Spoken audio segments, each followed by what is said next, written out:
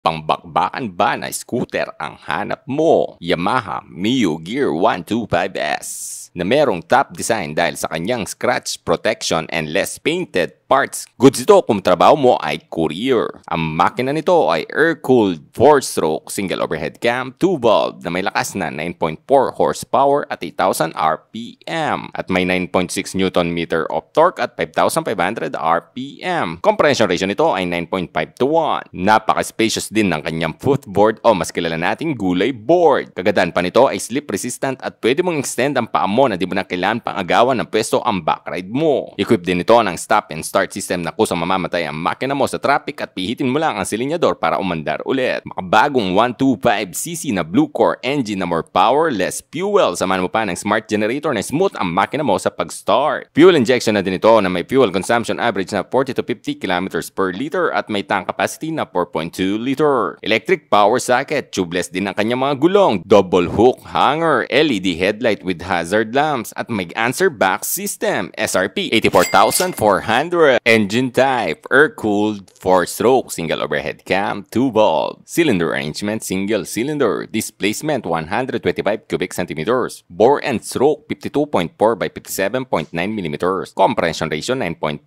to 1. Maximum horsepower 9.4 horsepower at 8,000 RPM. Maximum torque 9.6 Newton meter of torque at 5,500 RPM. Starting system electric starter and a kickstart. Lubrication system force feed lubrication wet sump. Engine oil capacity 0.8 liter. Fuel supply system fuel injection. Clutch type dry centrifugal. Transmission type V-belt automatic. Frame type underbone. Front suspension telescopic at sa kanyang rear unit swing. Front tire 80 by 80 by 14 tubeless yan at sa kanyang rear 100 by 70 by 14 tubeless din yan. Front brake hydraulic disc brake at sa kanyang rear mechanical leading trailing shoe brake. Ignition system TCI. Overall length 1,870 mm. Overall width 685 mm. Overall height 1,060 mm.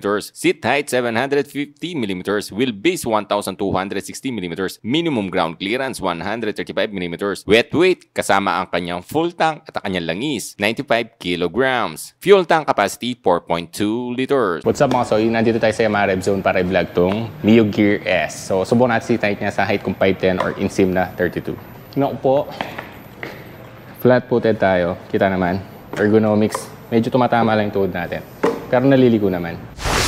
What's up mga soy? Bali ito pala yung Mio Gear S. So S version to or meron siyang answer back. Kamukha siya ng Mio i125S. Yun yung difference niya doon sa walang S mga soy. Kung napansin naman sa kanya mga soy ito, talagang standout yung kanyang ilaw, no? Napakaganda ng datingan. So ito less paint to, talagang rugged to. So talagang adventure type to. Kung gusto mo yung less maintenance sa pintura, hindi ka maarte, goods na goods sa mga soy. Kasi match yung kanyang fairings. So hindi siya masyadong tao sa gasgas, diba? Kaya no, parang meron siyang pagkaano dito. Sa kamukha sa NMAX yung kanyang, saka sa mga sniper, yung pinaka-turn signal niya dito. Bali may hazard na yun, no? Kita naman, diba? Parang meron pa siyang smoke effect. Ganda, no? Meron dito gear, matte din to.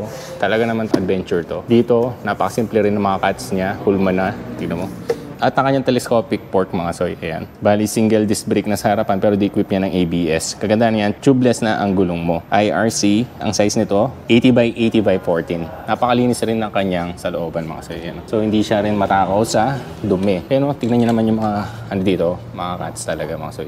Design talaga to sa mga adventure na scooter. Dating, napakaganda rin ng grip dito sa kanyang gulay board. Meron din siyang hook dito at dito meron siyang retractable hook. Kagandaan nito mga soy, meron na rin siyang power socket ito. At shutter key equipped na rin yan. So wala siyang bulsa dito sa kabila, no. Yung answer back niya pala, ito yun. Bali, ilalagay mo lang sa keychain mo. So para pag nakapatay yung motor mo, ganito yan.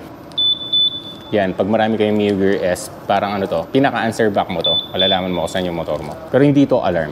Blue Core engine, more power, less fuel. At meron siya ditong parang handbrake. Pag piniga mo yan, di mo na magagalaw yung dito mo. Yung side niya, meron din siyang kickstarter. Kagandaan. Kamukha siya ng Mio i125 or M3. Pag pinindit mo to, dun, magre-release mga soy. Dito naman sa kanyang pinaka-handlebar, meron siyang stop and start system, hazard button, starter, Analog yung ano niya.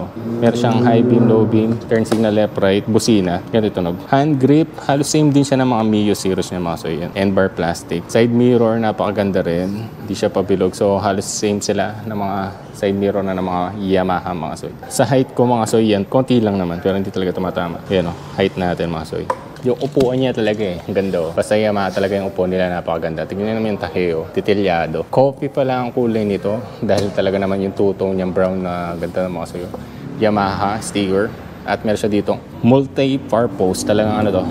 Pwede mo kasing extend yung paa mo dito yan. Pero pa yan para sa inyong backride. Pinaka-air filter mo. Yung grab bar ng backride mo, maganda rin quality. Ito yung taillight niya mga soy. Pakasexy no? Valve type lang. Ito yung preno mo. Bali ano siya, drum brake. Size ng gulo mo sa likuran, 100 by 70 by 14. Tubeless na yan. Unit swing din ang inyong swing arm mga soy dahil sa kanyang suspension. Heat guard, goods din. Air cooled, hindi naman big deal to dahil 125cc lang naman, di ba? Mas okay nga yung air cooled. Less maintenance to. Pag bubuksan yung compartment niya mga soy, ganito lang yan sa mga Yamaha. Sa shutter, you know. Pag tumunog yun, ito na yun mga soy. Lagay ng baterya. Napakalinis rin ng kanyang tangka pa yun. Makikitang wiring. So kapote or nutshell lang kasya dito. Helmet check naman tayo mga soy. Half face sa full face. Baliw na natin yung half face.